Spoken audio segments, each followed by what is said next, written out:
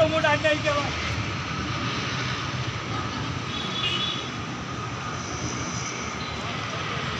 पहिले मागचे लोक ज्यांना काम नाही केलं तो माणूस परमानंट झालाय.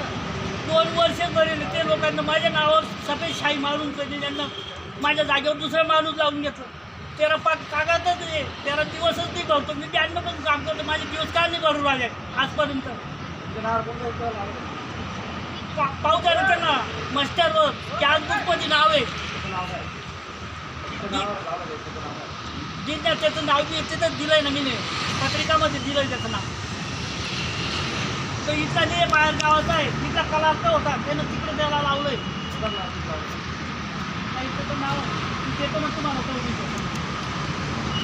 मला 92 पासून ड्युटी करतो मी खरेदीला.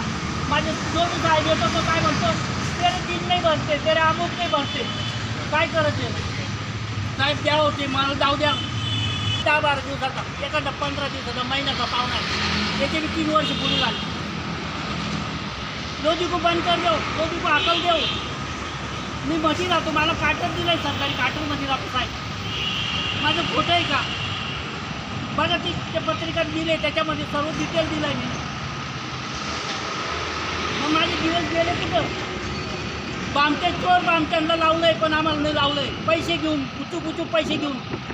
माझा तर 6 महिन्यापासून पगार नाही आहे. त्याच्यामधून 3 महिन्याचा दिला 3 महिन्याचा देऊन दिला म्हणे तिथं पगार नाही म्हणे आमच्याकडे. भूषण बेबू साहेबांनी बंद केलं आहे. मग माझी ड्युटी इथं होती इथून मला इकडे हाकललं बेबू साहेबांनी.